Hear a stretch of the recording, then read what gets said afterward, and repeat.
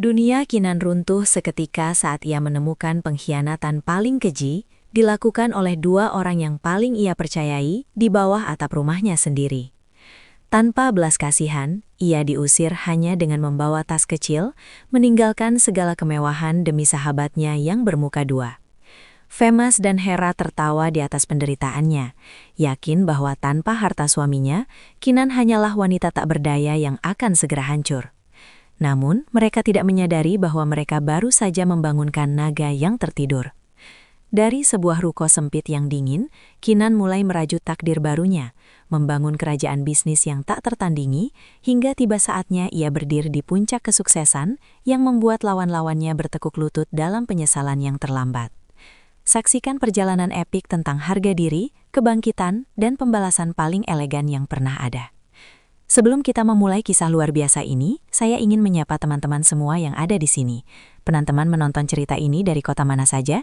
Silahkan tulis nama kota kalian di kolom komentar, agar kita bisa saling mengenal dengan lebih dekat.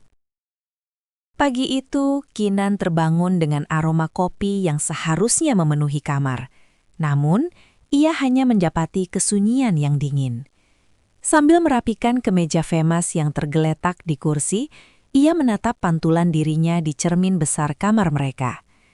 Kinan melihat seorang wanita yang tampak lelah. Rambutnya hanya diikat seadanya dan matanya kehilangan binar yang dulu selalu dikagumi Femas. Selama 7 tahun pernikahan, seluruh dunia Kinan hanya berputar di dalam rumah ini. Ia adalah istri yang sempurna, selalu memastikan sarapan hangat tersedia, rumah bersih tanpa debu, dan kebutuhan Femas terpenuhi bahkan sebelum suaminya itu memintanya. Namun, belakangan ini Kinan merasa seolah-olah ia hanyalah bagian dari dekorasi rumah yang mulai terlupakan. Femas semakin sering pulang terlambat, dan ketika mereka berada di ruang yang sama, suaminya itu lebih sering terpaku pada layar ponselnya daripada menatap mata Kinan. "Femas, hari ini kamu pulang jam berapa? Aku masak ayam woku kesukaanmu," tanya Kinan lembut saat Femas bersiap berangkat. Tanpa menoleh sedikit pun, Femas hanya menggumamkan jawaban singkat tentang rapat yang padat dan jadwal yang tak menentu. Tidak ada kecupan di dahi. Tidak ada pelukan hangat sebagai penutup pamit. Kinan berdiri di ambang pintu, menatap mobil suaminya yang perlahan menghilang di belokan jalan, meninggalkan rasa hampa yang kian menyesakan dada. Ia merasa ada sesuatu yang hilang. Sebuah jarak yang tak kasat mata, namun terasa sangat lebar. Di tengah kesepian itu, ponselnya bergetar. Sebuah pesan dari Hera, sahabat terbaiknya, muncul di layar. "Kinan sayang, jangan lupa bahagia ya. Kalau bosan di rumah, aku siap menemani kapan saja." Kinan tersenyum tipis, merasa beruntung setidaknya ia masih memiliki Hera yang selalu perhatian. Ia tidak pernah menyangka bahwa di balik kata-kata manis dan rumah yang tenang ini, sebuah badai besar sedang bersiap untuk meruntuhkan seluruh dunianya. Kinan menghela napas panjang, mencoba menepis prasangka buruk yang mulai menggerogoti logikanya, lalu kembali melangkah masuk ke dalam rumah yang terasa semakin luas dan sunyi. Langkah kaki Kinan terhenti di ruang tamu yang lengang. Namun gema pesan singkat dari Hera tadi seolah masih menari-nari di pikirannya, memberikan sedikit kehangatan di tengah sikap dingin Femas.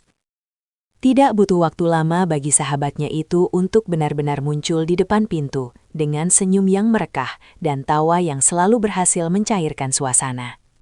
Hera datang membawa seikat bunga lili putih dan sekotak kue manis, seolah tahu bahwa sahabatnya sedang membutuhkan teman bicara. Mereka duduk di beranda belakang, tempat favorit Kinan untuk menyesap teh sore. Hera mulai bercerita tentang kesibukannya di dunia butik, tentang gaun-gaun indah, dan pertemuan-pertemuan dengan orang penting. Kinan mendengarkan dengan saksama, sesekali tersenyum, meski dalam hati ada rasa iri yang kecil. Bukan iri karena benci, melainkan iri pada kebebasan dan kepercayaan diri yang terpancar dari sosok Hera. Di tengah obrolan mereka, Hera tiba-tiba memperbaiki posisi duduknya dan menatap Kinan dengan tatapan yang sulit diartikan. Ia memuji betapa beruntungnya Femas memiliki istri setulus Kinan, namun kalimat berikutnya terasa sedikit menyengat. Hera menyarankan agar Kinan mulai lebih memperhatikan penampilan, menggunakan riasan yang lebih tegas, dan tidak hanya berkutat dengan urusan rumah tangga, agar Femas tidak merasa bosan. Kalimat itu diucapkan dengan nada lembut dan penuh perhatian, seolah benar-benar peduli pada keutuhan rumah tangga sahabatnya. Namun setiap saran yang keluar dari bibir Hera, entah mengapa justru membuat Kinan merasa semakin kecil dan tidak berdaya. Tanpa disadari, Hera mulai membandingkan gaya hidup mereka, menekankan bahwa seorang pria sesukses Femas membutuhkan pendamping yang mampu tampil menawan di setiap kesempatan. Kinan hanya terdiam, meremas ujung daster yang ia kenakan, merasa bahwa bayang-bayang Hera yang glamor perlahan-lahan mulai menutupi eksistensinya sendiri sebagai seorang istri di mata dunia. Eksistensi yang mulai meredup itu benar-benar menghantui pikiran Kinan hingga malam tiba, membuatnya terjaga saat Femas akhirnya pulang dalam keadaan lelah. Ketika suaminya sudah terlelap dengan napas yang teratur, Kinan memberanikan diri untuk merapikan jas mahal yang tersampir sembarangan di tepi tempat tidur. Saat jemarinya meraba kain wol halus tersebut, ia merasakan ganjalan kecil di dalam saku bagian dalam. Dengan jantung yang berdegup kencang, ia mengeluarkan sebuah sobekan kertas kecil yang ternyata adalah struk transaksi dari sebuah toko perhiasan ternama di pusat kota. Matanya membelalak melihat nominal yang tertera di sana. Sebuah angka yang sangat besar untuk sebuah kalung berlian dengan liontin berbentuk hati. Seketika, rasa hangat menjalar di pipinya. Ia teringat bahwa minggu depan adalah peringatan hari pernikahan mereka yang ke-7. Kinan tersenyum getir sekaligus lega, menyalahkan dirinya sendiri karena sempat meragukan kesetiaan pria yang sedang mendengkur halus di sampingnya itu. Keesokan harinya, suasana hati Kinan berubah drastis menjadi penuh harapan dan semangat yang baru. Ia memutuskan untuk menyiapkan sebuah kejutan makan malam romantis di rumah, lengkap dengan lilin aromaterapi dan dekorasi sederhana namun elegan. Namun, saat ia sedang asyik menata meja, sebuah panggilan telepon masuk dari Hera yang mengajaknya pergi berbelanja untuk menyegarkan pikiran. Kinan menolak dengan halus, beralasan bahwa ia ingin fokus mempersiapkan momen spesial untuk Femas. Di ujung telepon, suara Hera terdengar sedikit tertahan. Sebuah jeda yang tidak biasa bagi seseorang yang biasanya begitu ekspresif. Hera hanya memberikan ucapan selamat yang terdengar datar sebelum mengakhiri pembicaraan dengan terburu-buru. Kinan tidak menaruh curiga. Ia justru sibuk membayangkan bagaimana ekspresi wajah Femas saat memberikan kalung berlian itu kepadanya nanti. Ia merasa bahwa kado tersebut adalah simbol bahwa cinta mereka masih ada. Sebuah jembatan yang akan menyatukan kembali jarak yang selama ini memisahkan jiwa mereka dalam kesunyian rumah yang megah ini. Rumah yang megah itu kini telah bersoleh cantik dengan pendar cahaya lilin yang temaram, menciptakan suasana syahdu yang telah lama hilang dari kehidupan pernikahan Kinan. Ia mengenakan gaun biru tua yang paling ia sukai, berdiri di depan meja makan yang tertata rapi dengan menu hidangan laut istimewa yang ia masak sendiri dengan penuh cinta. Jarum jam terus berputar, melewati waktu kepulangan Femas yang biasanya, namun suara mesin mobil yang dinanti tak kunjung terdengar di halaman. Kinan berkali-kali memeriksa layar ponselnya, namun tidak ada satupun balasan dari pesan singkat yang ia kirimkan sejak sore tadi. Rasa cemas mulai merambat, menggantikan kegembiraan yang sebelumnya membuncah. Ia mencoba menghubungi kantor Femas, namun resepsionis mengatakan bahwa semua staf sudah pulang sejak 2 jam yang lalu, meninggalkan Kinan dalam kebingungan yang semakin mendalam di tengah keheningan malam yang mulai mencekam. Putus asa karena tak mendapat kabar, Kinan mencoba menghubungi nomor Hera, berharap sahabatnya itu tahu di mana suaminya berada, karena kantor mereka berada di kawasan yang sama. Namun, panggilan itu dialihkan ke kotak suara, menandakan ponsel Hera sedang tidak aktif atau berada di luar jangkauan. Kinan terduduk lemas di kursi makan, menatap makanan yang perlahan mendingin dan lilin yang mulai meleleh habis. Tiba-tiba, sebuah notifikasi muncul di akun media sosialnya, memperlihatkan sebuah unggahan dari rekan kerja Femas yang sedang berada di sebuah restoran mewah di pinggir kota. Di latar belakang foto yang tidak sengaja terpotret itu, terlihat sesosok pria yang sangat ia kenal, sedang duduk berdampingan dengan seorang wanita yang mengenakan syal sutra milik Hera. Jantung Kinan serasa berhenti berdetak saat menyadari bahwa kalung berlian yang ia mimpikan semalam kini melingkar indah di leher sahabatnya, bukan di lehernya. Ruangan yang hangat itu seketika terasa seperti kotak es yang membekukan seluruh syarafnya, mengubah malam perayaan yang ia nantikan menjadi sebuah panggung sandiwara yang menyakitkan. Panggung sandiwara yang menyakitkan itu membuat Kinan terduduk kaku hingga fajar menyingsing, menatap nanar ke arah hidangan yang kini telah basi di atas meja. Alih-alih tenggelam dalam tangisan yang tak berujung, Ada sesuatu yang bergejolak di dalam dadanya. Sebuah dorongan untuk keluar dari dinding rumah yang terasa semakin menghimpit ini. Dengan langkah gontai namun pasti, ia mengambil tasnya dan pergi tanpa tujuan, hingga kakinya membawa dirinya ke sebuah gedung pusat konvensi yang sedang ramai dikunjungi orang. Di sana, terpampang poster besar mengenai seminar kewirausahaan bagi perempuan. Tanpa pikir panjang, Kinan melangkah masuk ke dalam ruangan sejuk itu, berharap keramaian orang asing bisa sedikit meredam kebisingan di kepalanya. Ia duduk di barisan paling belakang, mencoba menyerap setiap kata yang diucapkan oleh para pembicara tentang kemandirian dan kekuatan untuk berdiri di atas kaki sendiri. Saat sesi istirahat dimulai, seorang pria paruh baya dengan gurat wajah yang teduh namun berwibawa menghampirinya. Pria itu adalah Pak Yatmo, seorang pengusaha sukses yang dikenal sebagai mentor bertangan dingin bagi para pemula. Beliau memperhatikan Kinan yang sejak tadi hanya terdiam dengan sorot mata yang kosong namun menyimpan api yang terpendam. Dengan suara yang sangat tenang, Pak Yatmo memberikan sebotol air mineral dan mulai mengajak Kinan berbicara. Bukan tentang kesedihan, melainkan tentang potensi masa depan. Beliau mengatakan bahwa mata seseorang tidak bisa berbohong mengenai kecerdasan yang disembunyikan. Kinan awalnya ragu untuk terbuka, namun keramahan Pak Yatmo yang tulus membuatnya merasa dihargai sebagai individu, bukan sekadar pelengkap hidup orang lain. Pertemuan singkat itu diakhiri dengan pemberian sebuah kartu nama dan pesan singkat yang sangat membekas, bahwa rasa sakit terkadang adalah pupuk terbaik untuk menumbuhkan kekuatan baru yang lebih besar.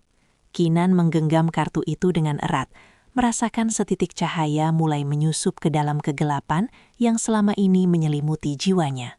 Setitik cahaya yang mulai menyusup ke dalam jiwanya memberikan kekuatan baru bagi Kinan untuk kembali ke rumah dengan cara pandang yang sepenuhnya berbeda. Ia tidak lagi menyambut Femas dengan rentetan pertanyaan penuh kecurigaan, melainkan dengan ketenangan yang dingin dan penuh rahasia.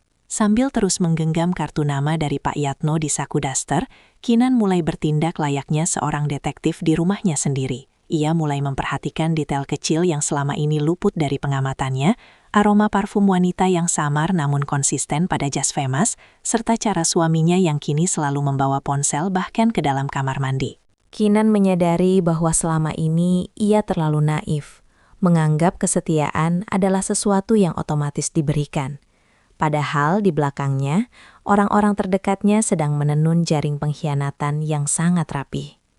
Kinan mulai memanfaatkan waktu luangnya saat Femas bekerja untuk menelusuri lebih dalam jejak digital yang ditinggalkan oleh Hera. Melalui akun anonim, ia memantau aktivitas media sosial sahabatnya itu dan menemukan bahwa Hera sering berada di lokasi yang sama dengan jadwal perjalanan bisnis Femas.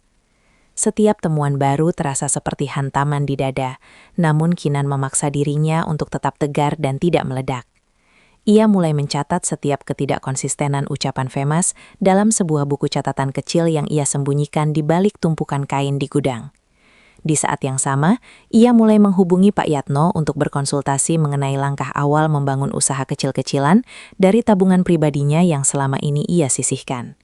Kinan sadar bahwa untuk melawan, ia membutuhkan lebih dari sekadar keberanian. Ia membutuhkan kemandirian finansial yang kokoh agar tidak bisa lagi diremehkan. Ia mulai mempelajari cara mengelola relasi dan membaca peluang pasar, mengubah rasa perih menjadi energi untuk menyusun strategi besar yang akan membalikan keadaan di masa depan. Strategi besar yang mulai tersusun rapi di balik keheningan gudang itu menjadi fondasi baru bagi Kinan untuk melangkah keluar dari zona nyamannya.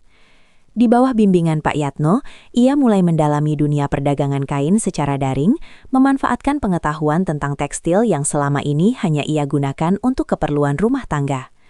Setiap pagi setelah Femas berangkat dengan segala kebohongannya, Kinan segera mengubah ruang makannya menjadi kantor kecil tempat ia belajar menganalisis tren pasar dan menjalin koneksi dengan para penyuplai. Pak Yatmo mengajarkannya bahwa dalam bisnis, reputasi dan cara berkomunikasi adalah kunci utama, sehingga Kinan mulai melatih vokalnya agar terdengar lebih tegas dan penuh keyakinan. Ia tidak lagi menjadi wanita yang gagap saat berbicara. Kini, setiap kata yang keluar dari bibirnya memiliki bobot yang mampu meyakinkan para calon mitra bisnisnya. Perubahan sikap ini perlahan-lahan mulai tertangkap oleh radar Femas yang biasanya tak peduli.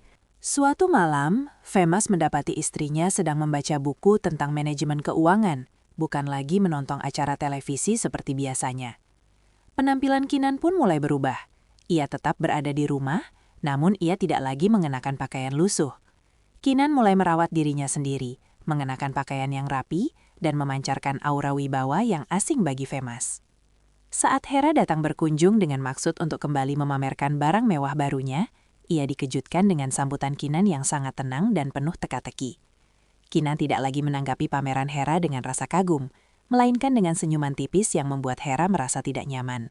Seolah-olah Kinan bisa membaca setiap niat busuk yang tersembunyi di balik senyum palsunya.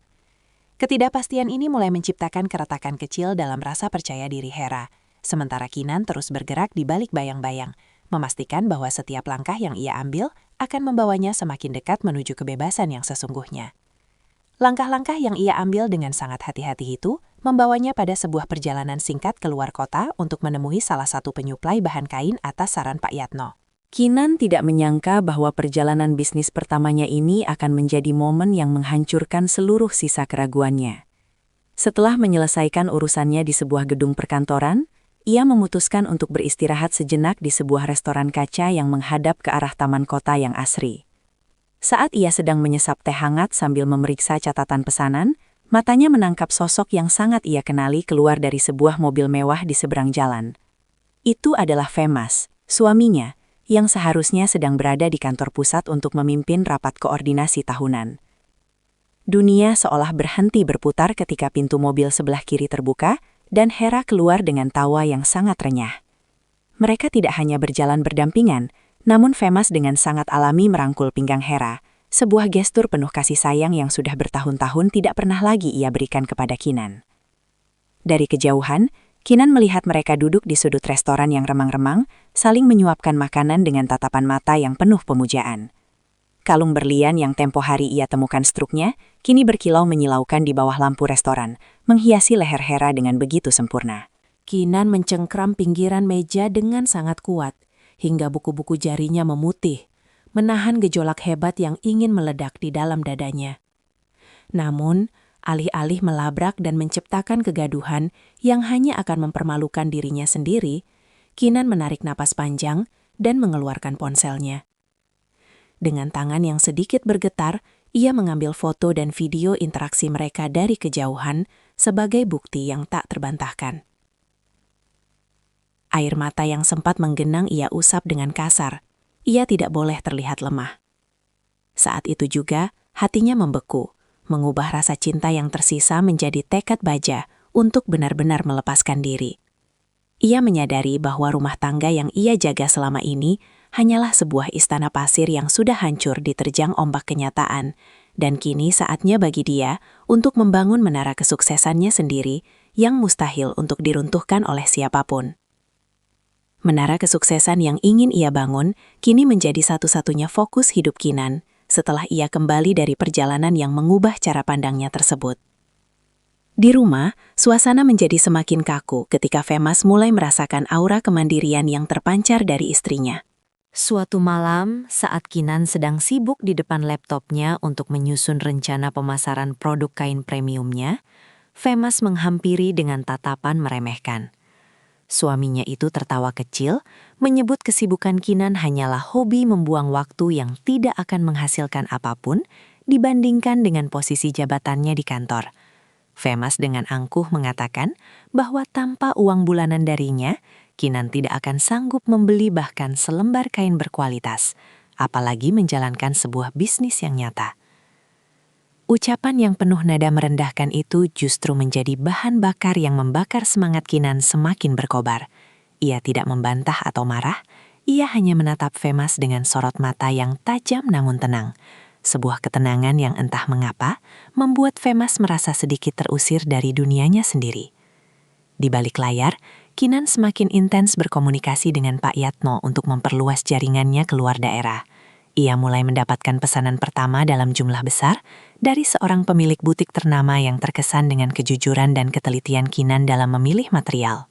Tabungan rahasianya mulai membengkak, memberikan rasa aman yang selama ini tidak pernah ia dapatkan dari suaminya.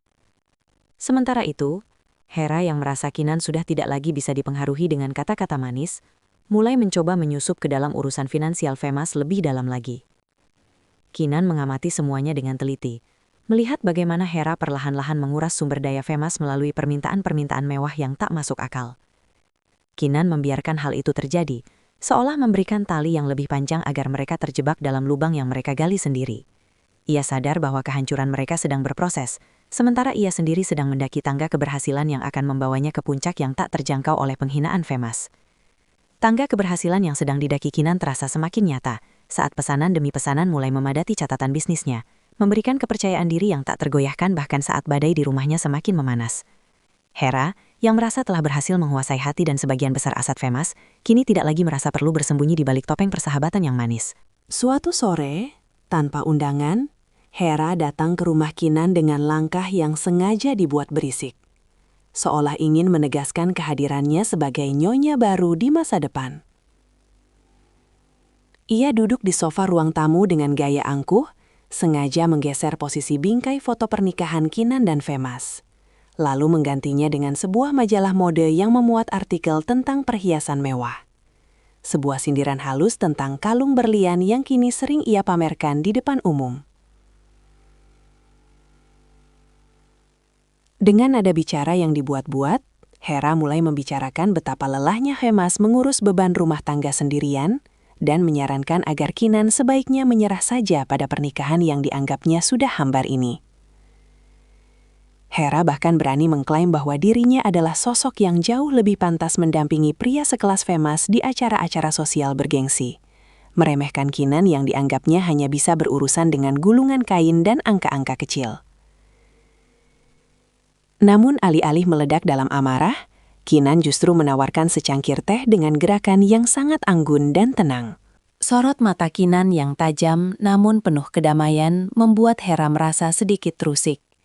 Ia tidak mendapati rasa takut atau luka di wajah sahabatnya itu, melainkan sebuah kekuatan yang sangat sulit untuk dipatahkan. Kinan hanya tersenyum tipis sembari berkata bahwa terkadang apa yang terlihat indah di permukaan justru menyimpan keropos di dalamnya. Sebuah kalimat filosofis yang membuat Hera terdiam sesaat dengan dahi berkerut.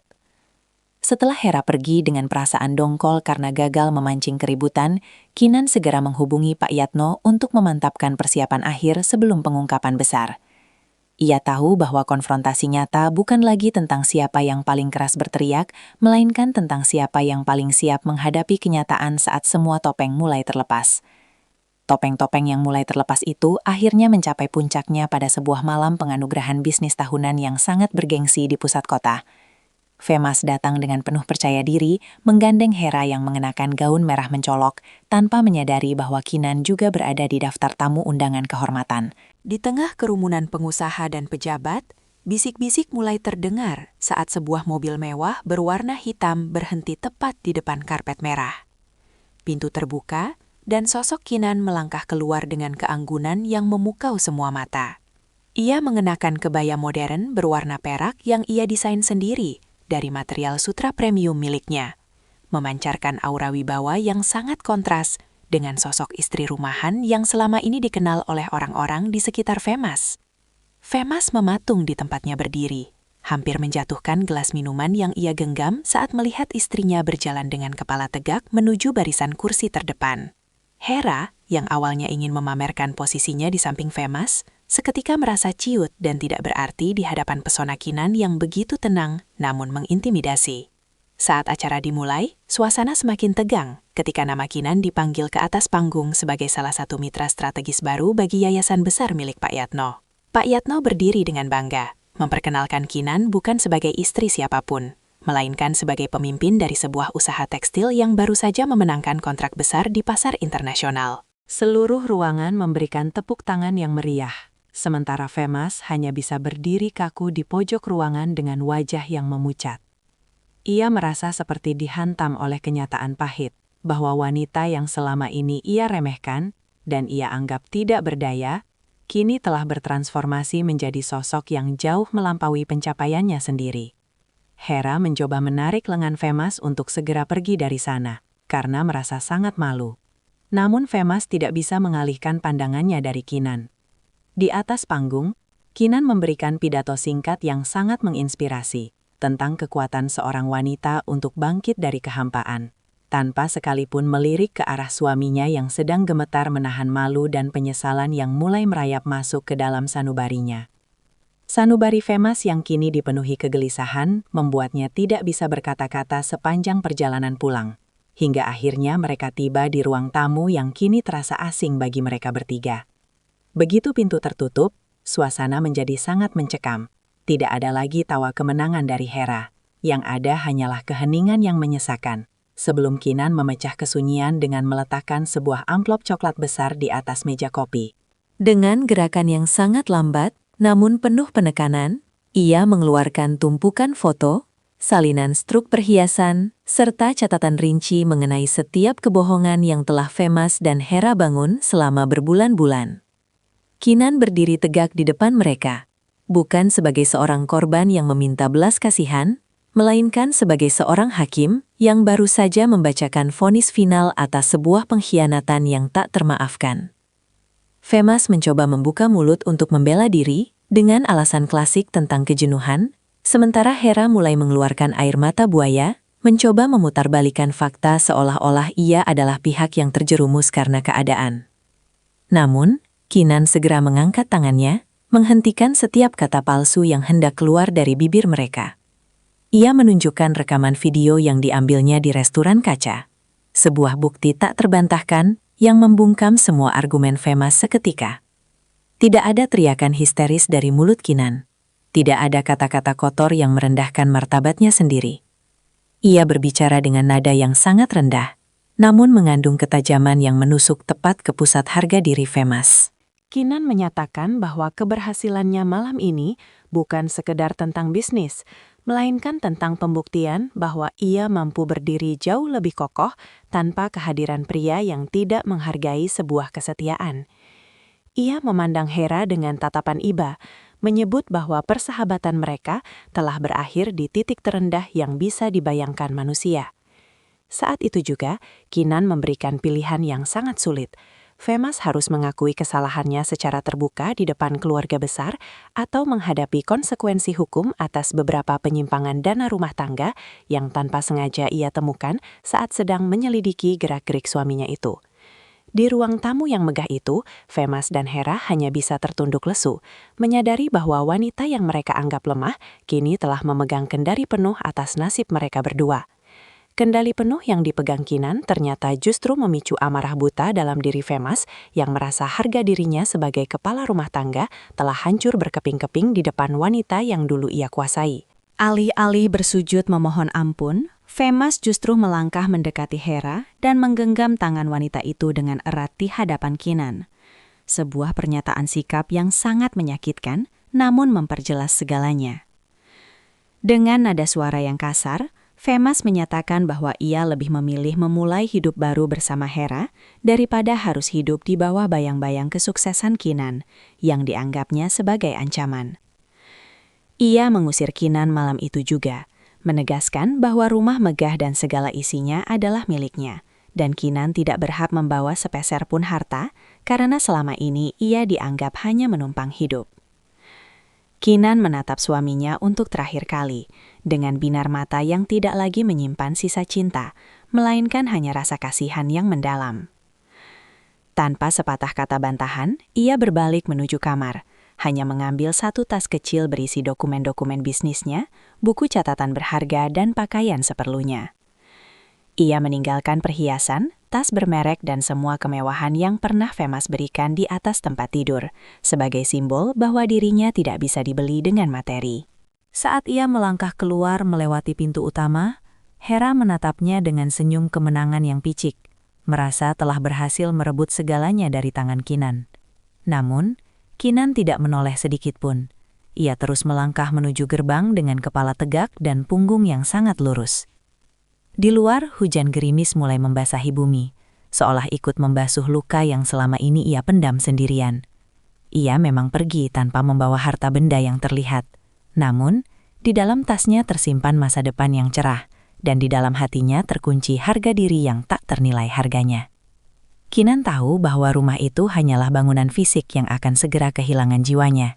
sementara ia sedang menuju kebebasan sejati yang akan membawanya menjadi wanita paling sukses yang pernah dikenal oleh Femas dan Hera. Kebebasan sejati yang kini ia genggam harus dibayar dengan kenyataan pahit bahwa Kinan kini harus berteduh di sebuah ruko kecil yang merangkap sebagai gudang penyimpanan kain-kainnya. Di ruangan yang sempit dan hanya beralaskan kasur lipat itu, ia memulai harinya jauh sebelum matahari terbit, mengemas pesanan pelanggan satu persatu dengan tangannya sendiri. Tidak ada lagi pelayan yang membantu, tidak ada lagi kenyamanan pendingin ruangan. Namun Kinan merasakan ketenangan yang belum pernah ia rasakan sebelumnya.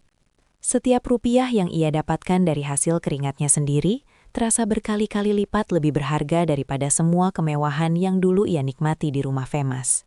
Ia menyulap pojok ruko itu menjadi etalase sederhana yang memamerkan keindahan karya-karyanya, menarik perhatian orang-orang yang melintas dengan kualitas bahan yang luar biasa.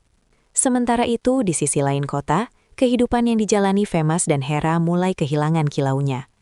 Tanpa manajemen keuangan Kinan yang teliti, pengeluaran rumah tangga dan gaya hidup mewah Hera mulai menggerogoti stabilitas finansial Femas.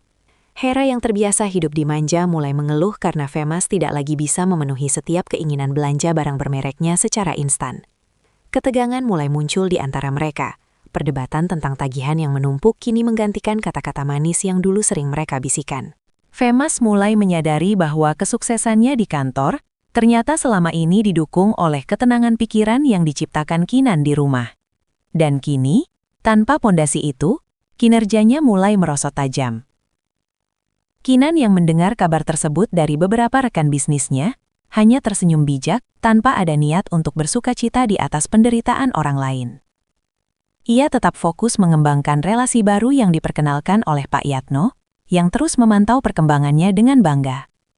Toko kecilnya perlahan mulai didatangi oleh pelanggan-pelanggan kelas atas, yang menghargai ketangguhan seorang wanita di balik sebuah brand. Kinan menyadari bahwa masa sulit ini adalah ujian terakhir untuk memurnikan tekadnya, sebelum ia benar-benar terbang tinggi meninggalkan bayang-bayang kegagalan masa lalu yang kini mulai menjerat Femas dan Hera dalam lingkaran penyesalan. Lingkaran penyesalan yang mulai menjerat Femas dan Hera, berbanding terbalik dengan cakrawala baru yang kini terbentang luas di hadapan Kinan. Berkat ketekunannya mengelola toko kecil tersebut, kualitas kain produksinya mulai menjadi pembicaraan hangat di kalangan desainer nasional. Pak Yatno, yang melihat pertumbuhan pesat ini, membantu Kinan untuk mendaftarkan merek dagangnya secara resmi, memberikannya akses ke pameran industri kreatif terbesar di ibu kota. Kinan yang dulu hanya dikenal sebagai sosok di balik bayang-bayang suaminya, kini muncul di berbagai media sebagai ikon ketangguhan wanita mandiri. Ia memindahkan operasional bisnisnya ke sebuah gedung perkantoran yang modern, mempekerjakan puluhan karyawan yang sebagian besar adalah wanita yang juga sedang berjuang memperbaiki nasib mereka. Keberhasilan ini bukan hanya soal angka di rekening bank, melainkan tentang kepuasan batin saat melihat brand miliknya terpampang nyata di papan iklan pusat perbelanjaan. Kinan tetap menjaga kerendahan hatinya, selalu menyempatkan diri untuk turun langsung ke gudang guna memastikan setiap helai kain yang keluar memiliki standar kesempurnaan yang ia janjikan. Ia mulai membangun jejaring internasional, menjalin kemitraan dengan butik-butik di luar negeri yang mengagumi filosofi di balik setiap motif yang ia ciptakan. Nama Kinan bukan lagi sekadar nama seorang istri, melainkan sebuah identitas yang melambangkan kebangkitan dan keberanian untuk bermimpi kembali. Di tengah kesibukannya yang luar biasa, Kinan tidak pernah lupa akan dukungan tulus dari Pak Yatno. Mereka sering berdiskusi tentang strategi jangka panjang untuk memperluas jangkauan pasar hingga ke pelosok negeri. Kinan merasa hidupnya kini memiliki makna yang jauh lebih besar daripada sekedar mencari pengakuan dari orang-orang yang telah mengkhianatinya. Ia telah menemukan kembali jati dirinya yang sempat hilang, bertransformasi menjadi sosok yang tidak hanya sukses secara finansial, tetapi juga kaya akan pengalaman dan kebijaksanaan. Setiap langkah yang ia ambil kini penuh dengan kepastian, membuktikan bahwa kehancuran Hatu bukanlah akhir dari segalanya, melainkan sebuah awal untuk membangun istana yang jauh lebih megah dan bermartabat. Istana yang jauh lebih megah dan bermartabat itu kini menjadi kenyataan yang harus disaksikan Femas dari balik jendela kantornya yang terasa semakin sempit dan suram. Kehancuran bisnis pria itu tidak lagi bisa dibendung, setelah beberapa proyek besar gagal karena ia kehilangan fokus dan ketelitian yang dulu selalu diingatkan oleh Kinan. Perusahaan tempatnya bekerja mulai melakukan audit besar-besaran, menemukan banyak ketidaksesuaian laporan keuangan yang dipicu oleh gaya hidup boros Hera yang terus menuntut kemewahan tanpa henti. Femas kini sering terduduk sendirian di ruang kerjanya yang gelap, menatap tumpukan surat tagihan yang mulai menumpuk dan menyadari bahwa ia telah membuang permata demi sebuah kerikil yang kini justru membebani langkahnya. Rasa penyesalan yang mendalam mulai menghantuinya setiap kali ia melihat wajah Kinan di sampul majalah bisnis atau mendengar namanya disebut sebagai pengusaha paling berpengaruh tahun ini. Femas baru menyadari bahwa selama ini kesuksesannya adalah hasil dari doa dan dukungan tulus Kinan yang selalu menjaga keharmonisan di balik layar. Sementara itu, Hera mulai menunjukkan sifat aslinya. Wanita itu tidak lagi memberikan dukungan saat Femas jatuh miskin, melainkan justru sibuk mencari alasan untuk pergi dan mencari sandaran baru yang lebih menguntungkan. Rumah tangga yang mereka bangun di atas reruntuhan hati Kinan kini benar-benar runtuh karena tidak memiliki fondasi ketulusan sedikitpun. Dalam keputusasaannya, Femas mencoba mencari tahu keberadaan Kinan. Bukan untuk memohon kembali, melainkan karena rasa rindu pada ketenangan yang dulu pernah ia miliki. Ia melihat dari jauh betapa Kinan kini dikelilingi oleh relasi yang berkualitas dan tampak jauh lebih bahagia dengan pancaran kecantikan yang murni. Femas menyadari bahwa jarak antara dirinya dan Kinan kini bukan lagi sekadar jarak fisik, melainkan jarak martabat yang mustahil untuk ia seberangi. Ia hanya bisa meratapi kebodohannya, menyadari bahwa pengkhianatan yang ia lakukan telah menjadi bumerang yang menghancurkan seluruh aspek kehidupannya secara perlahan namun pasti. Kepastian bahwa pengkhianatan itu adalah bumerang menjadi nyata saat Hera benar-benar mengemasi barang-barangnya tanpa sedikit pun rasa iba di wajahnya. Melihat tabungan Femas yang kian menipis dan aset yang satu persatu disita bank, Hera memilih untuk pergi mengejar kehidupan glamor yang selama ini ia puja, meninggalkan Femas seorang diri di tengah puing-puing kegagalan. Kepergian Hera yang begitu cepat dan tak berperasaan membuka mata Femas sepenuhnya bahwa janji setia yang mereka bangun di atas kebohongan hanyalah fata morgana yang menghancurkan, berharap bisa menyampaikan sepatah kata penyesalan yang selama ini menyumbat dadanya. Ia berdiri dengan pakaian yang kini tampak kusam di lobi kantor yang elegan, merasa sangat kecil saat melihat foto-foto kegiatan sosial Kinan terpampang di dinding. Ketika akhirnya ia diizinkan masuk ke ruang kerja Kinan, ia mendapati mantan istrinya itu sedang meninjau dokumen bersama Pak Yatno. Kinan tidak menunjukkan ekspresi kemarahan atau kebencian saat melihat sosok yang dulu pernah mengusirnya. Ia justru menyambutnya dengan kesopanan yang profesional, namun berjarak. Femas tertunduk lesu. Air matanya perlahan jatuh saat ia mengakui betapa bodohnya ia telah menyia-nyiakan ketulusan Kinan demi sebuah ambisi yang semu. Ia memohon maaf atas segala luka yang pernah ia torehkan, menyadari bahwa kini mereka berada di dunia yang sepenuhnya berbeda. Kinan mendengarkan setiap kata itu dengan tenang, tanpa ada niat untuk membalas dengan sindiran. Ia menarik napas panjang dan berkata bahwa ia telah memaafkan segalanya jauh sebelum hari ini, karena menyimpan dendam hanya akan menghambat langkahnya menuju masa depan. Namun, Kinan juga dengan tegas menyatakan bahwa pemaafan tidak berarti kembali pada masa lalu yang sudah hancur. Ia mempersilahkan Femas untuk menata kembali hidupnya sendiri sebagai manusia yang lebih bertanggung jawab, sementara ia akan tetap melanjutkan perjalanannya yang sudah begitu jauh meninggalkan kegelapan di belakang. Pertemuan itu diakhiri dengan Kinan yang kembali fokus pada pekerjaannya, membiarkan Femas melangkah keluar dengan beban rasa bersalah yang kini sedikit terangkat, namun dengan kesadaran pahit bahwa ia telah kehilangan wanita terbaik dalam hidupnya selamanya. Kegelapan di belakang yang telah lama ia tinggalkan kini benar-benar menjadi sejarah, seiring dengan tekad Kinan untuk mengubah sisa-sisa rasa perihnya menjadi cahaya bagi orang lain. Di bawah bimbingan dan dukungan penuh dari Pak Yatno, Kinan akhirnya meresmikan Yayasan Bangkit Mandiri, sebuah pusat pemberdayaan yang dikhususkan bagi para wanita yang sedang berada di titik terendah hidup mereka. Ia menyadari bahwa banyak wanita di luar sana yang merasa terjebak dalam situasi yang sama seperti dirinya dahulu, kehilangan kepercayaan diri, tidak memiliki kemandirian finansial, dan merasa dunia telah berakhir karena sebuah pengkhianatan. Kinan tidak hanya menyediakan modal usaha, tetapi juga ruang untuk pemulihan mental dan pelatihan keterampilan praktis agar mereka bisa berdiri tegak dengan martabat yang baru. Yayasan tersebut segera menjadi tempat bernaung bagi banyak jiwa yang haus akan harapan, di mana Kinan sendiri sering hadir untuk memberikan motivasi secara langsung. Ia berbagi kisah tanpa rasa malu, menekankan bahwa kegagalan bukanlah akhir, melainkan sebuah undangan untuk bertumbuh lebih kuat dari sebelumnya. Kehadiran yayasan ini semakin mengukuhkan posisi Kinan sebagai pemimpin yang memiliki hati, bukan sekadar pengusaha yang mengejar keuntungan semata. Relasi-relasi besar yang ia bangun, kini ia arahkan untuk menjadi donatur dan mentor bagi para anggotanya.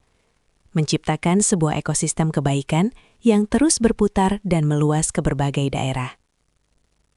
Kinan merasa hidupnya jauh lebih berarti saat melihat senyuman pertama dari seorang ibu yang berhasil menjual produk pertamanya atau seorang remaja yang kembali berani bermimpi. Pak Yatno yang selalu mendampingi setiap langkah strategisnya, merasa bangga melihat bagaimana Kinan mampu mengubah luka menjadi obat bagi lingkungan sekitarnya.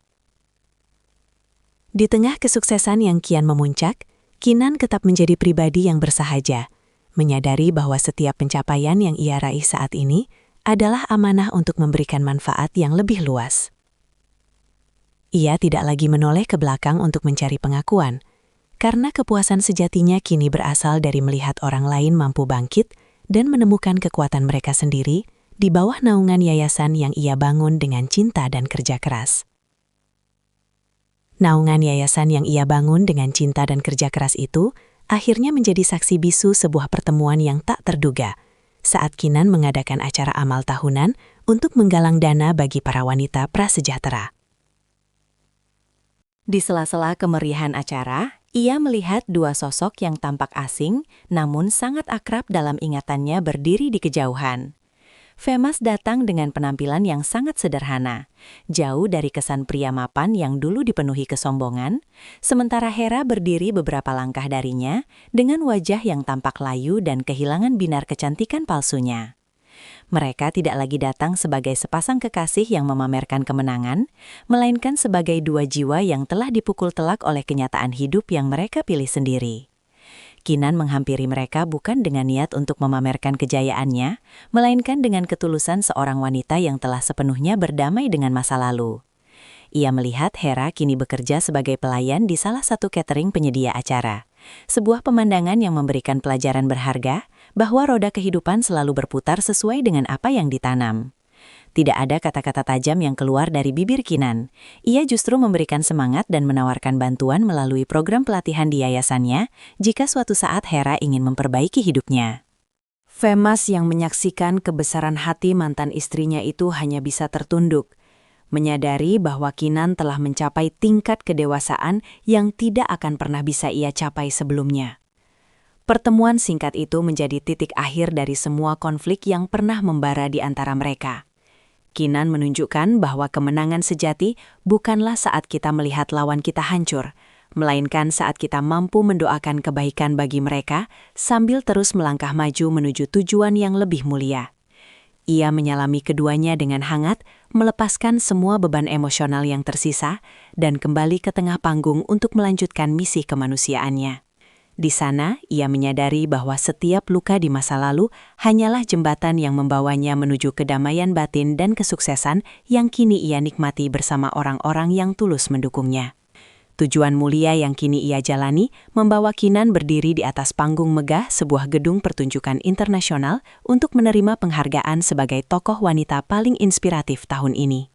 Di bawah sorot lampu yang hangat, ia berdiri dengan anggun, didampingi oleh Pak Yatno yang menatapnya dengan penuh rasa bangga dari barisan depan. Penonton memberikan tepuk tangan yang menggema. Namun di dalam hati Kinan, bukan tepuk tangan itu yang ia cari. Ia menatap ke arah kerumunan, teringat kembali pada malam di mana ia menangis sendirian di depan hidangan yang mendingin, dan menyadari bahwa setiap tetes air mata itu telah membeku menjadi permata kekuatan dalam dirinya.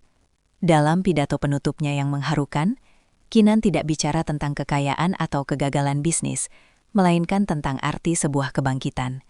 Ia berpesan bahwa pengkhianatan dari orang yang kita cintai memang bisa menghancurkan dunia kita dalam sekejap, namun ia tidak memiliki kekuatan untuk menghancurkan masa depan kita, kecuali jika kita mengizinkannya. Kinan menegaskan bahwa kebahagiaan sejati tidak ditemukan dengan membalas dendam atau melihat orang lain menderita, melainkan dengan memperbaiki diri sendiri, membangun relasi yang sehat, dan menjadi manfaat bagi banyak orang. Suaranya yang lembut namun tegas mampu menyentuh sanubari setiap tamu yang hadir, memberikan harapan baru bagi siapapun yang sedang merasa patah hati atau tersesat. Acara malam itu diakhiri dengan pemandangan Kinan yang tersenyum tulus sambil memegang trofi penghargaannya. Sementara di luar sana, fajar baru mulai menyingsing, menandakan awal yang baru. Femas dan Hera kini hanyalah kenangan pahit yang telah ia transformasikan menjadi pelajaran hidup yang sangat berharga. Kinan telah membuktikan bahwa seorang wanita yang hancur bisa bangkit menjadi lebih indah dan lebih kuat daripada sebelumnya, asalkan ia memiliki keberanian untuk melepaskan beban masa lalu dan melangkah dengan keyakinan penuh. Cerita hidupnya menjadi bukti nyata bahwa kesetiaan pada diri sendiri dan nilai-nilai kebaikan akan selalu membawa kita pada akhir yang bahagia, penuh kedamaian dan kesuksesan yang abadi.